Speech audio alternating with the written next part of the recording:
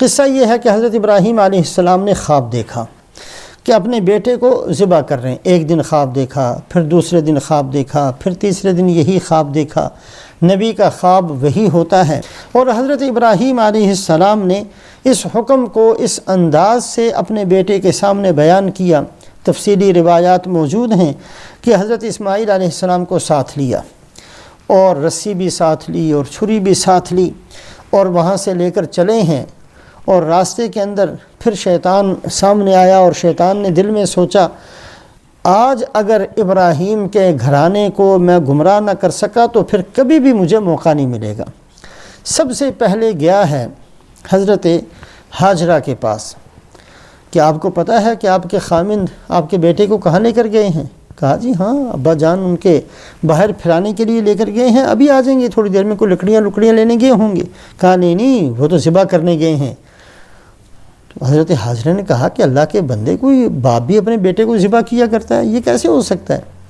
تو اب وہ شیطان لاجواب سا ہو گیا، اور اس نے کہا کہ ہاں ہوتا تو نہیں ہے، لیکن ہو اس لیے رہا ہے کہ اللہ نے حکم دیا ہے، اس لیے ذبح کرنے گئے ہیں۔ تو کہنے لگے اچھا اس کا مطلب ہے تو شیطان ہے، اور وہیں کنکریاں اٹھا کر اس کے اوپر ماریں۔ جو 3 جمرات ہیں یہ انہی جگہوں پر ہیں، اور یہ سنت کے طور پر وہیں جا کر کنکریاں ماری جاتی ہیں۔ اور روایات کے اندر آتا ہے کہ جب حاجی کنکری مارتے ہیں تو اللہ پاک کی طرف سے شیطانوں کو لا کر اس کے ساتھ باندھ دیا جاتا ہے، وہاں شیطان باندھ دیا جاتا ہے، شیطان ہی کو پڑتی ہے، اس لیے کہ وہیں وہ ظاہر ہوا تھا، اور اس نے ظاہر ہو کر یہ اس طریقے سے گمراہ کرنے کی کوشش کی تھی۔ پھر دوسری جب دیکھا کہ حضرت حاجرہ پر تو میرا داؤ نہیں چلا، تو حضرت اسماعیل علیہ السلام کے پاس گیا، اور حضرت اسماعیل علیہ السلام کے پاس جا کر کہنے لگا کہ پتہ ہے آپ کے ابا جان کہاں لے کے جا رہے ہیں؟ کہا ہاں ایسے ہی پھرانے کے لیے لے کے جا رہے ہیں۔ کہا نہیں تجھے ذبح کرنے کے لیے لے کے جا رہے ہیں۔ تو حضرت اسماعیل نے بھی کہا کہ اللہ کے بندے، کوئی باپ اپنے بیٹے کو تھوڑی ذبح کرتا ہے، میرے ابا جان تو مجھ سے بہت زیادہ محبت کا معاملہ کرتے ہیں۔ کہا نہیں اللہ کا حکم ہے اس لیے۔ کہا اچھا اللہ کا حکم ہے تو پھر تو جتنی چاہیں جانیں قربان کی جا سکتی ہیں، اس کا مطلب ہے تو شیطان ہے۔ انہوں نے بھی 7 کنکریاں اٹھا کر اس کو ماری۔ یہ دوسری جگہ جہاں شیطان کو کنکریاں ماری جاتی ہیں یہاں وہ ظاہر ہوا تھا۔ پھر اس نے دیکھا کہ اب تو دونوں جگہ بات نہیں بنی، تو سیدھا حضرت ابراہیم علیہ السلام کے پاس پہنچا، اور جا کر کہا کہ بڑے میاں کہاں جا رہے ہو؟ کہنے لگے کہ میں کہیں جا رہا ہوں اپنے کام سے۔ کہا اچھا بیٹے کو ذبح کرنے کا ارادہ ہے؟ کہا ہاں۔ کہا کہ وہ جو تمہیں خواب نظر آیا تھا وہ میں ہی تھا، میں شیطان ہوں، میں نے تو آپ کو دکھایا تھا، وہ اللہ کی طرف سے تھوڑی تھا۔ تو حضرت ابراہیم علیہ السلام تو چونکہ سمجھتے ہیں کہ نبی کا خواب وہی ہوتا ہے، وہیں کنکریاں اٹھا کر اس کو ماری اور کہا تو شیطان ہے۔ تو یہ تینوں جگہ پر جو کنکریاں ماری جاتی ہیں اسی کی یاد کے اندر ماری جاتی ہیں۔ تو بہرحال حضرت ابراہیم علیہ السلام نے اپنے بیٹے کو ساتھ لیا، اور وہاں جا کر جب بالکل ارادہ کر لیا تو پھر پوچھا میں نے یہ خواب دیکھا ہے، انی اذبحک فانظر ماذا تری، بتاؤ کیا رائے ہے؟ مفسرین فرماتے ہیں کہ یہ رائے پوچھنے کا مقصد یہ نہیں تھا اگر آپ کی رائے نہ ہو تو میں چھوڑ دیتا ہوں، یہ مقصد نہیں تھا، بلکہ ایک مقصد تو یہ تھا کہ بیٹے کا امتحان ہو جائے کہ بیٹا یہ کس قدر اللہ کے حکم کے اوپر قربان ہونے کے لیے تیار ہے۔ اور دوسرا یہ بات کہ انبیاء علیہم الصلوات و تسلیمات کی عادت شریفہ ہوتی ہے کہ کسی بھی حکم پر عمل کرنے کو آسان طریقے سے پیش کیا کرتے ہیں، اور حضرت ابراہیم علیہ السلام چونکہ اپنے بیٹے کو اجر و ثواب میں برابر کا شریک کرنا چاہتے تھے، اس لیے یہ رائے پوچھی تھی۔ یہ نہیں تھا کہ اگر وہ انکار کر دیں گے تو چھوڑ دیں گے، یہ بات نہیں تھی، بلکہ ان کو اجر و ثواب میں شریک کرنے کے لیے پوچھا۔ آگے بیٹا بھی حضرت اسماعیل علیہ السلام جیسا تھا، کہا یا ابت افعل ما تؤمر، اے ابا جان جس کا حکم دیا گیا ہے اس کو کر گزریے، ستجدنی انشاءاللہ من الصابرین، آپ مجھے انشاءاللہ صبر کرنے والوں میں سے پائیں گے۔ مفسرین فرماتے ہیں یہ بہت بڑا سبق ہے قیامت تک ہر اس بندے کے لیے جو اللہ کی اطاعت اور فرما برداری کرنا چاہتا ہو یا کر رہا ہو، کہ اتنا بڑا عمل کر رہے ہیں اور ذرا سے بھی اپنے اوپر بھروسہ اور اعتماد نہیں ہے۔ انشاءاللہ کہا میرے بس میں نہیں ہے، اللہ چاہیں گے، اللہ کی مرضی ہوگی تو میں یہ کام کر سکوں گا۔ گھمنڈ والی بات نہیں ہے کہ اگر میں یہ کرنا، بالکل اپنے اوپر نظر نہیں ہے۔ ستجدنی، اے ابا جان آپ مجھے پائیں گے انشاءاللہ، اگر اللہ کی توفیق میرے ساتھ ہوئی اور اللہ نے مجھ سے یہ کام لیا اور اللہ نے مجھے اس بار آمادہ کر دیا کہ میں اللہ کے حکم کو پورا کر سکوں، تو پھر آپ مجھے پائیں گے صبر کرنے والوں میں سے ایک۔ یہ بھی نہیں کہا کہ میں انشاءاللہ صبر کروں گا، انشاءاللہ اصبر نہیں کہا، بلکہ من الصابرین، کہ دنیا کے اندر لاکھوں کروڑوں انسان ایسے ہیں جنہوں نے صبر کیا ہے، صبر والی زندگی گزاری ہے، میں بھی ان میں سے ایک ہوں۔ اپنے آپ کو ان میں سے شامل کر کے بتایا ہے کہ میں بھی انشاءاللہ اللہ کی توفیق سے جو ہزاروں صبر کرنے والے ہیں ان میں سے میں بھی ایک بن جاؤں گا، آپ مجھے پائیں گے۔ گھمنڈ اپنی عبادت پر نہ ہو، اترانا اپنی عبادت پر نہ ہو، بہت زیادہ اپنی عبادات کو بیان نہ کیا جائے، یہ ہے انبیاء علیہم الصلوات و تسلیمات کی سنت اور عادت۔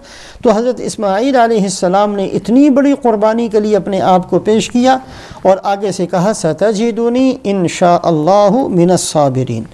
فلما اسلم وتلہ للجبین، اللہ فرماتے ہیں کہ پھر جب دونوں کے دونوں اللہ کے حکم کے سامنے جھک گئے، باپ بھی بیٹے کو، اور ایسے بیٹے کو جو اکلوتا بیٹا ہے، قربان کرنے کے لیے تیار ہو گیا، اور بیٹا بھی اپنی جان دینے کے لیے تیار ہو گیا، دونوں نے اللہ کے لیے اپنے سر کو جھکا لیا۔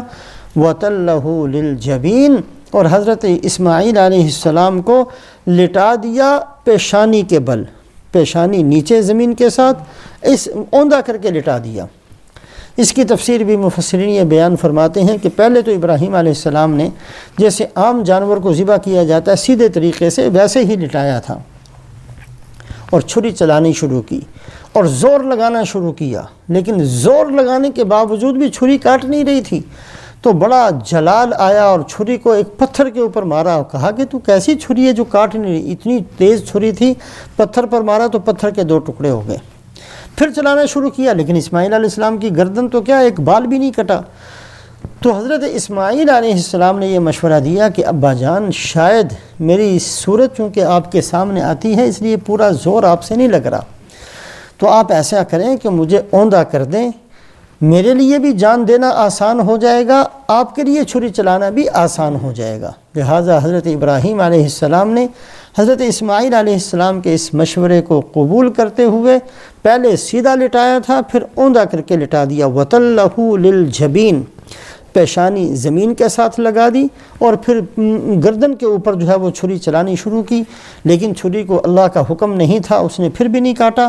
وَنَادَيْنَاهُ أَن يَا إِبْرَاهِيمُ، اتنے میں آواز آئی آسمانوں سے کہ اے ابراہیم، قد صدقت الرؤیا، آپ نے اپنے خواب کو پورا کر دیا ہے۔ انا کذالک نجزی المحسنین، ہم اسی طریقے سے بدلہ دیا کرتے ہیں نیکی کے کام کرنے والوں کو، ہماری عادت یہی ہے۔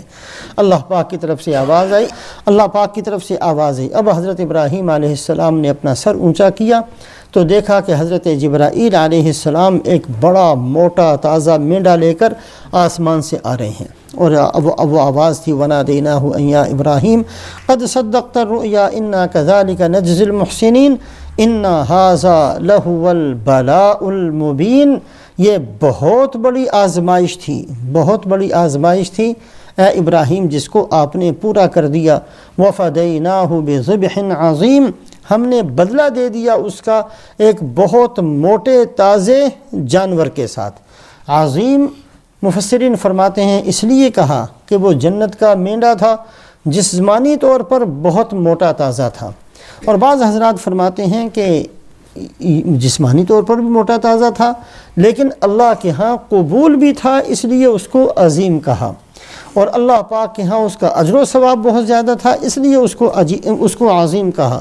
وَفَدَيْنَاهُ بِذِبْحٍ عَظِيمٍ وَتَرَكْنَا عَلَيْهِ فِي الْآخِرِينَ سَلَامٌ عَلَى إِبْرَاهِيمَ كَذَلِكَ نَجْزِي الْمُحْسِنِينَ۔ اللہ فرماتے ہیں پھر بعد میں آنے والوں کے درمیان میں اس بات کو ہم نے باقی رکھا کہ قیامت تک لوگ کہیں گے سلام علی ابراہیم، اے ابراہیم آپ پر سلام۔